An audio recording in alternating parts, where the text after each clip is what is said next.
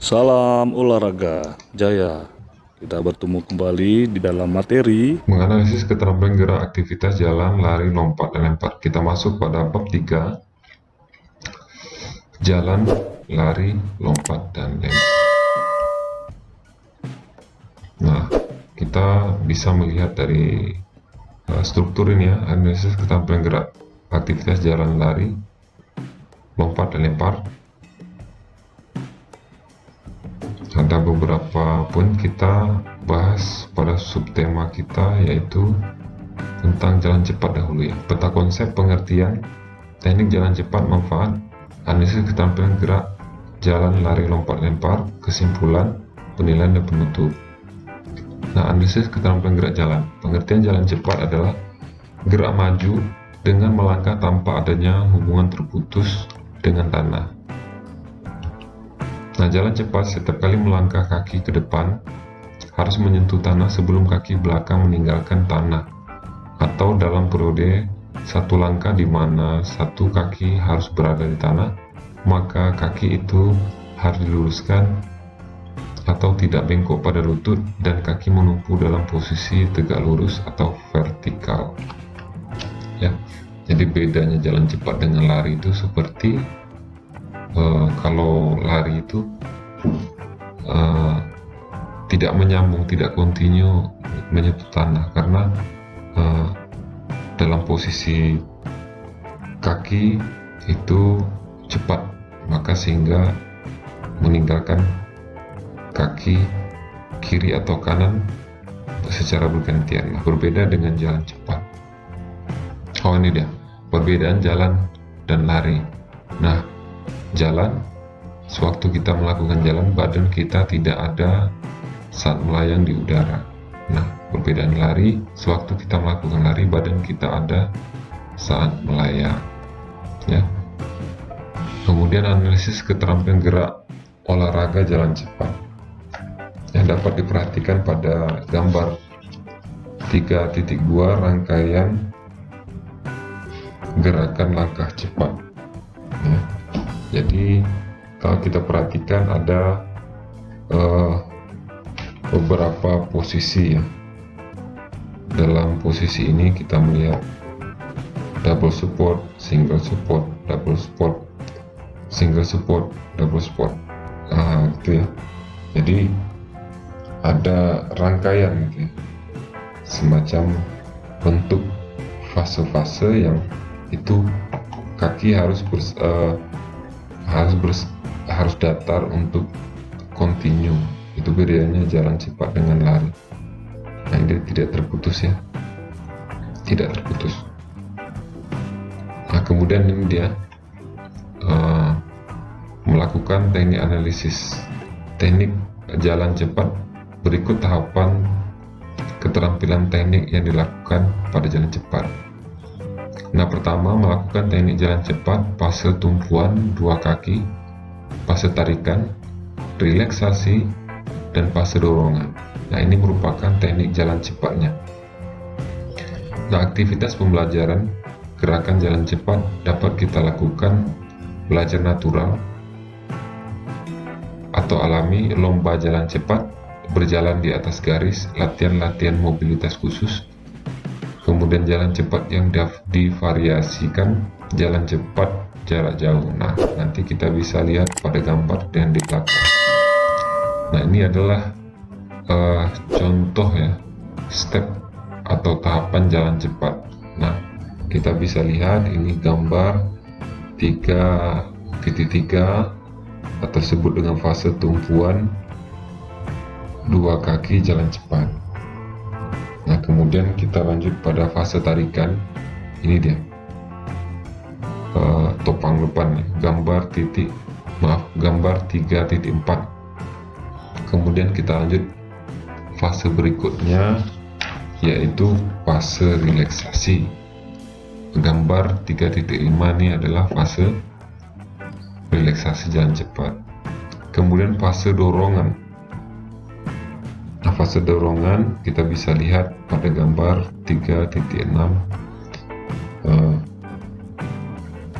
fase dorong ini. Kemudian kalau kita gabungkan jadilah bentuk aktivitas ya. Nah, bisa kita praktekkan pada aktivitas pembelajaran gerakan jalan cepat. Nah, ini dia berjalan alami tadi contohnya. Kemudian kita lanjutkan pada lomba jalan cepat. Ini dia gambar 3.1. Kemudian kita bisa membuat latihan berjalan di atas garis. Nah, jadi garis ini dia, garis lurus. Kemudian kita dalam posisi mengikuti garis yang kita buat. Nah, jadi itu dia. Namun fase langkah kakinya ini berhubungan dan tidak terputus gitu. Kemudian kita lanjut pada latihan mobilitas khusus. Nah, dapat diperhatikan pada gambar 3.10 ini dia. Mobilitas khusus itu bedanya apa gitu ya. Nah, bedanya itu kita bisa melakukannya itu dengan jalan cepat kecepatan sedang dengan lengan dan lengan rentang ke samping dan ke kanan dan gerakan baling-baling. Nah, seperti ini ya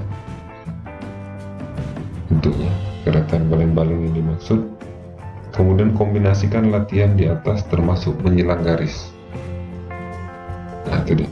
Kemudian susunan rencana perbaikan bersama teman atau sendiri. Perbaikan aktivitas gerakan yang akan sesuai dengan ketentuan gerakan yang ada. Nah, kita lanjut aktivitas berikutnya perjalanan cepat, yaitu latihan jalan cepat yang divariasikan. Yang dapat kita bentuk contohnya ya, seperti gambar 3.11 ini. Langkah bervariasi dengan jarak 100 meter ya. Kemudian dikombinasikan posisi lengan yang berbeda-beda, misal 20 sampai 30 meter lengan ke depan. Kemudian lengan digunakan dengan benar.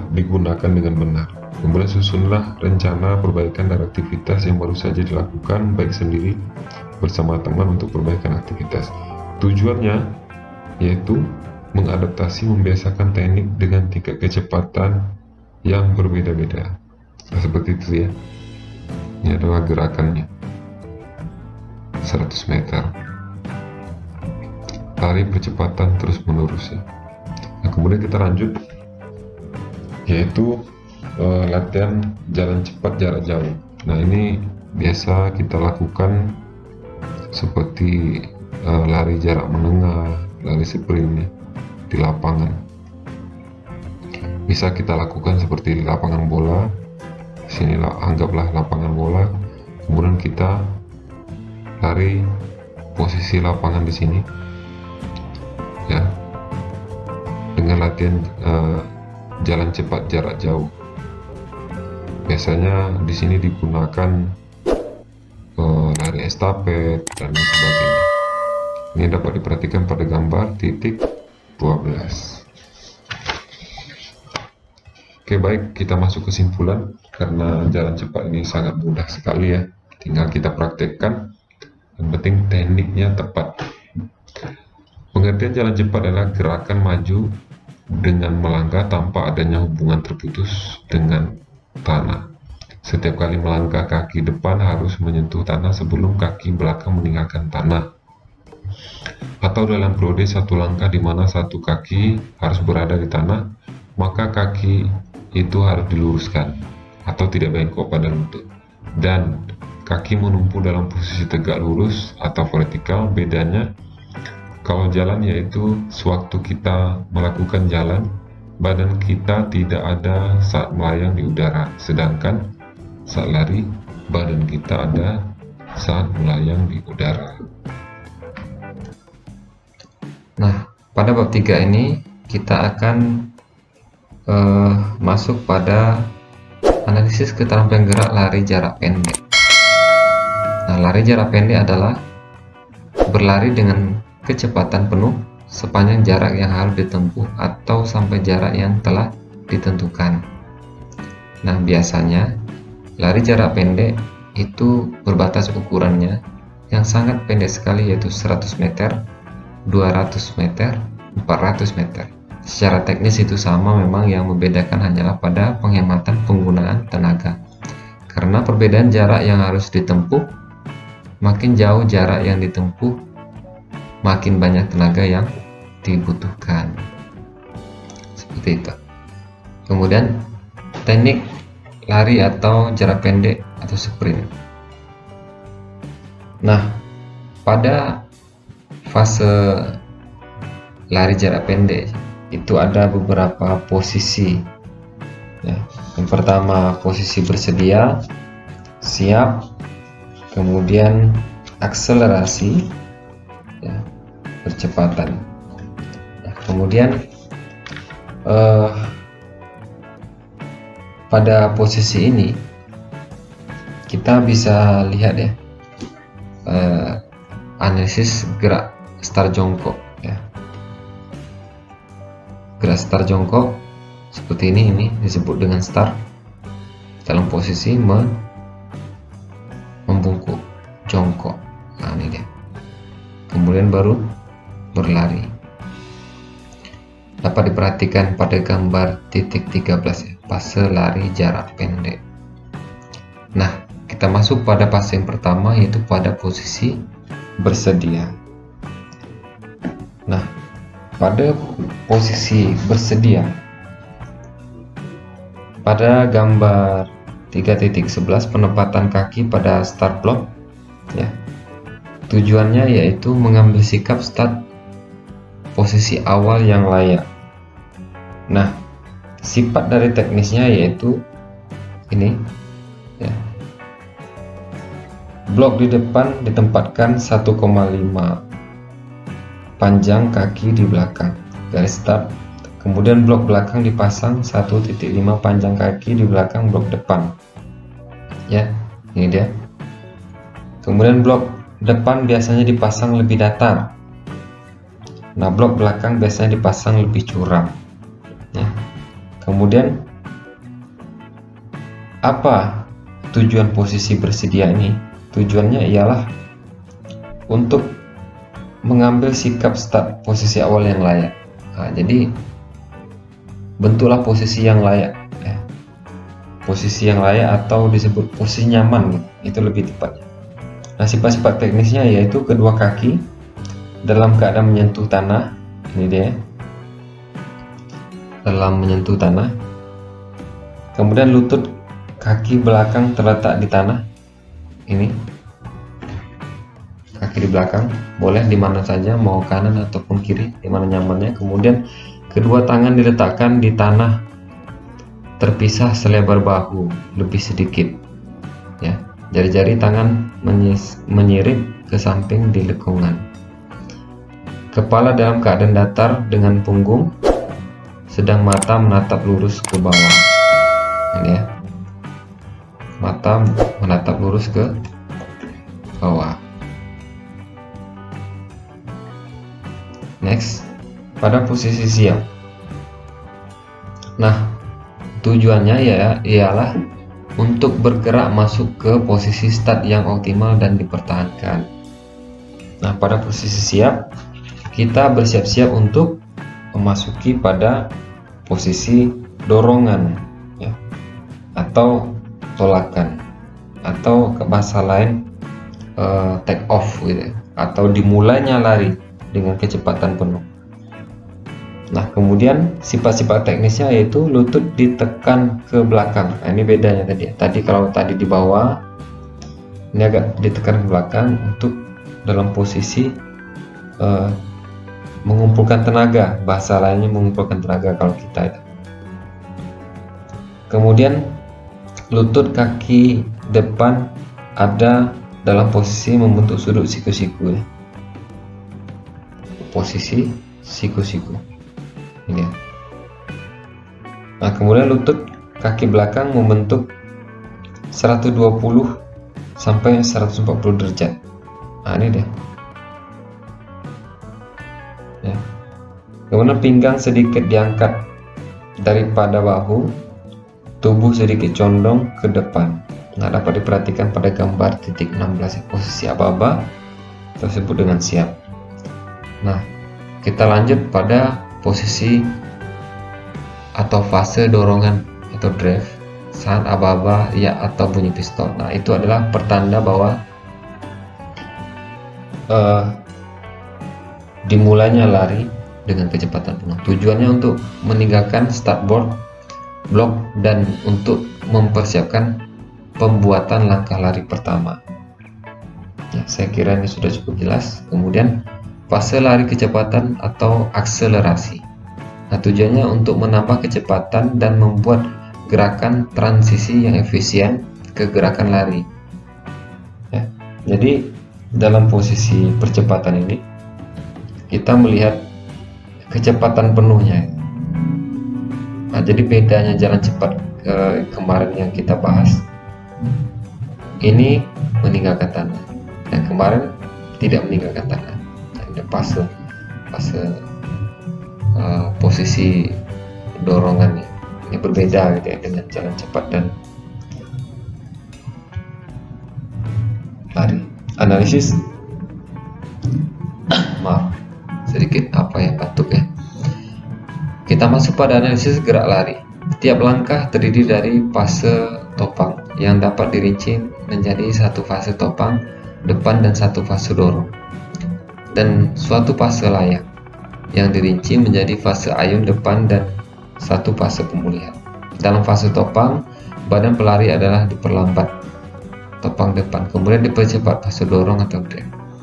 Dalam fase layang, kaki bebas mengayun mendahului badan sprinter dan diluruskan untuk persiapan sentuh tanah atau ayunan ke depan, sedangkan yang paling akhir kaki topang dibengkokkan dan diayun ke badan sprinter atau pemulihan, atau bahasa Inggrisnya recovery.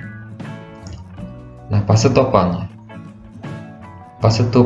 dapat kita lihat pada gambar 3.20 fase topang depan dan dorong. Tujuannya untuk memperkecil hambatan saat sentuh tanah dan untuk memaksimalkan dorongan ke depan.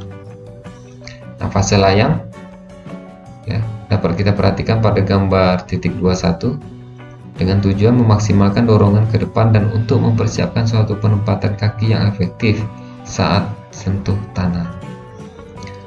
Nah, kita masuk pada analisis gerak memasuki garis finish. Nah, dapat diperhatikan pada gambar 3.22 saat memasuki garis finish, kesalahan yang sering terjadi yaitu sikap badan kaku, cara ayunan tangan atau kaki yang kurang pas, badan kurang condong ke depan meloncat, mengurangi kecepatan, tangan berusaha meraih pita, dan tidak diikuti gerak lanjut.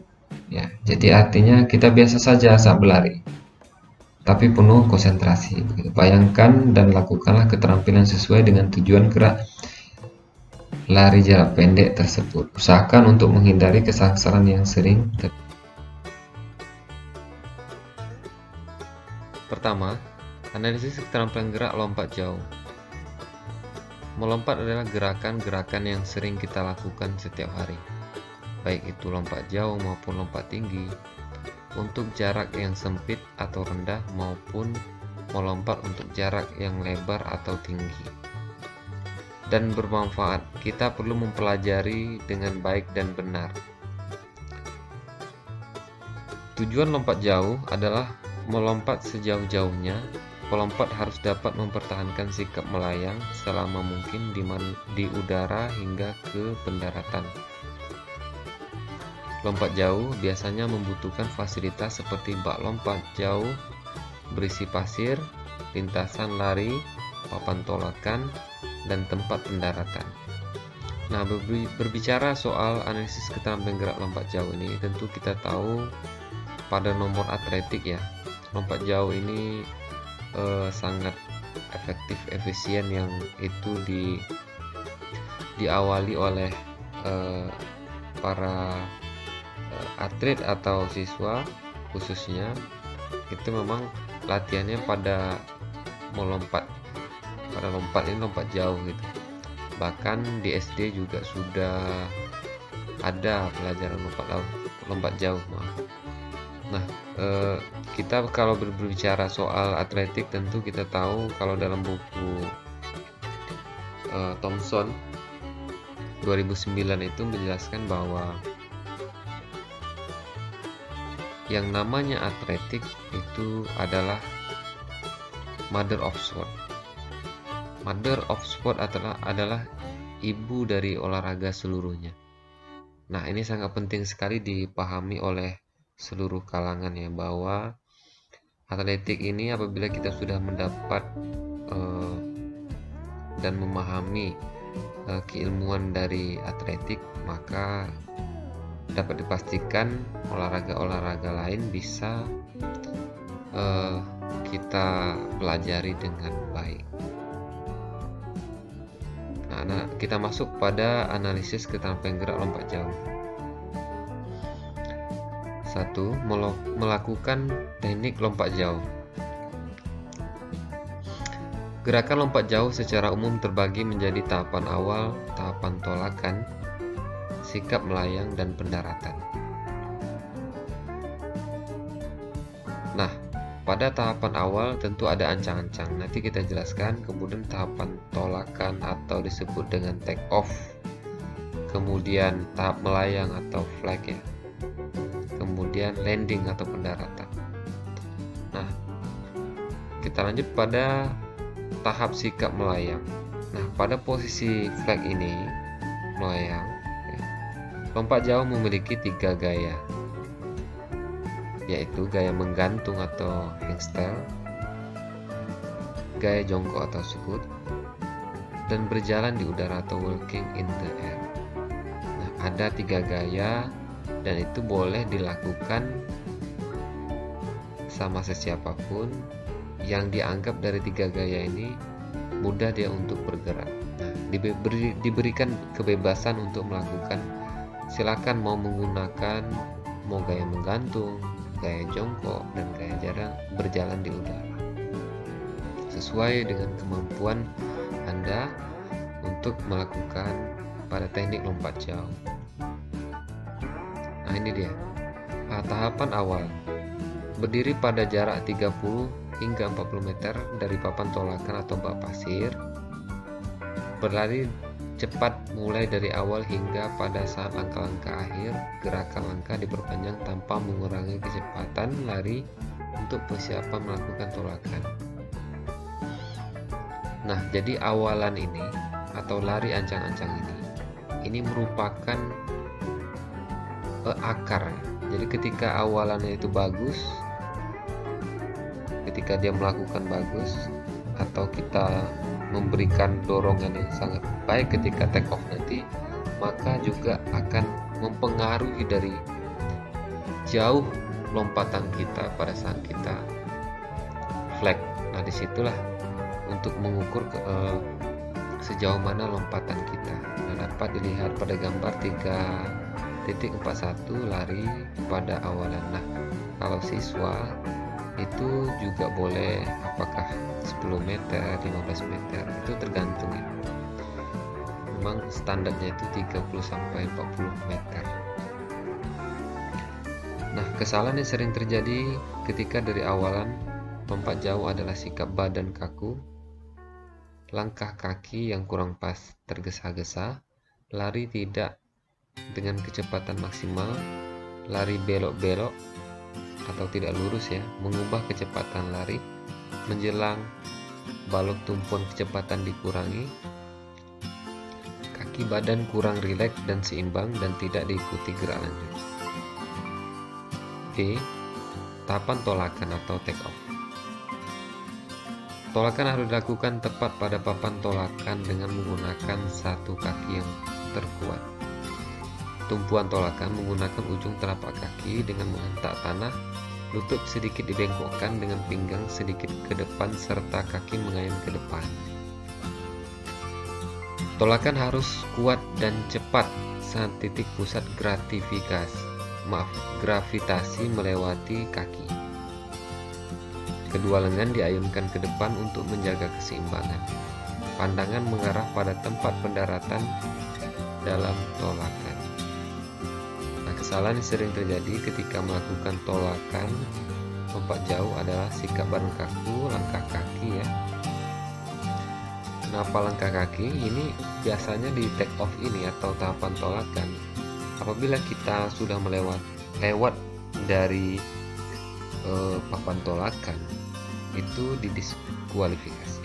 Artinya diulang sekali lagi. Jadi ada peraturan itu, kalau di Indonesia namanya PASI ya, peraturan atletik seluruh Indonesia. Nah, kalau internasional itu IIAF gitu. Itu dapat ditinjau kembali ya. Dalam analisis kita hari ini adalah menganalisis dasar gerakannya saja. Nah, ini adalah masuk pada posisi bagaimana kita menganalisis gerakan agar benar gitu. Nah, kemudian tidak tergesa-gesa,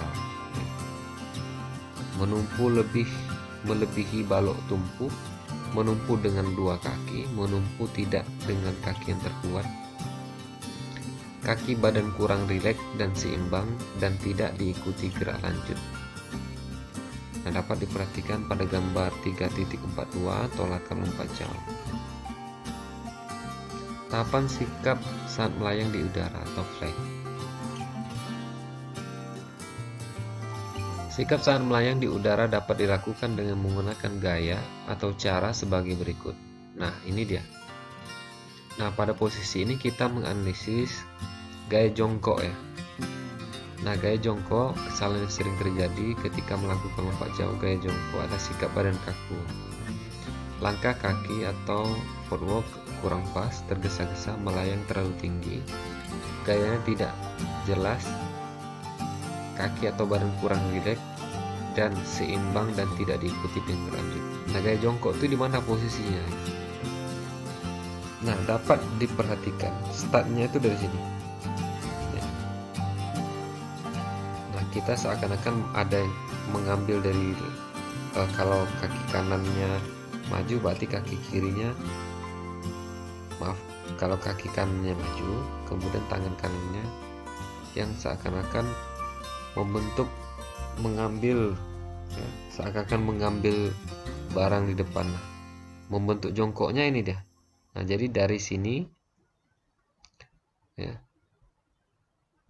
bertransformasi menjadi gaya jongkok hingga dia semacam kita mencium lutut ya, sampai sejauh mana lompatan kita. Nah, ini disebut gaya jongkok. Ini gambar 343 gerakan gaya jongkok. Nah, kedua gaya menggantung atau hangstyle. Nah, perbedaannya pada posisi ini, menggantung ini maksud adalah tangannya.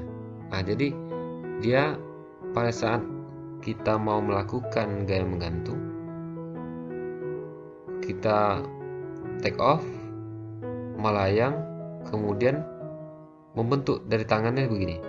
Nah, membentuk seakan-akan kita menggantung, seperti ada semacam gantungan ya, seperti kita menggantungkan pakaian seperti itu ya, menggantung, kemudian tangannya ini seakan-akan menggantung. Jadi dia bertransformasi hingga sampai ke pendaratan. Nah, dia ini pendaratan yang benar ya. Jadi perbedaannya adalah pada posisi tangan dan berjalan di udara. Nah, kemudian gaya berjalan di udara. Nah, ini dia. Nah, kalau tadi kita tidak seakan-akan tidak berlari, kalau ini seakan-akan kita berlari. Nah, ini dia perbedaannya. Gambar 3.45 gerakan berjalan di udara. Nah, kalau tangannya bebas, kalau ini seakan-akan kita berlari di udara itu lalu membentuk ya, seperti ini ya, banyak langkahnya kan. Nah, inilah disebut dengan teknik gaya berjalan di udara. Nah, kesalahan yang sering terjadi ketika melakukan lompat jauh gaya berjalan di udara, sikap badan kaku, langkah kaki kurang pas, tergesa-gesa, melayang terlalu tinggi, gayanya tidak jelas ya, kaki atau badan kurang rileks dan seimbang dan tidak diikuti gerak lanjut. Nah, pada posisi mendarat, nah ini sangat krusial sekali ya, bahwa pada gambar 3.46 gambar mendarat, nah ini harus berhati-hati ya pada saat mendarat, apalagi bak tanah misalnya itu tidak memenuhi standarnya itu adalah pasir halus itu. Jadi apabila melakukan pendaratan harus mengetahui kalau kita pada saat sekitar 10 cm mau menyentuh ke ini, dahulukan kaki, nah baru bokong atau pantat ya, kemudian tangannya di depan, jangan di belakang.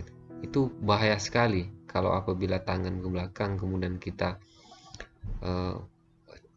atau jatuhnya atau mendaratnya bokong duluan atau kaki, itu sangat berbahaya. Makanya dahulukan kaki, dia bisa fleksibel ya, melenturkan dari semua tubuh, menjaga keseimbangan tubuh.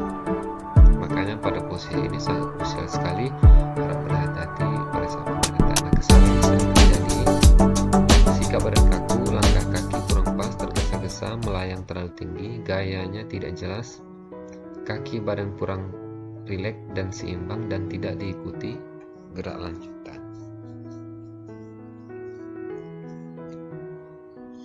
Nah, kita masuk pada melakukan gerakan lompat jauh secara keseluruhan. Nah, di sini tadi kita lihat pada gambar 347, di sini adalah awalan. Awalan berapa tadi?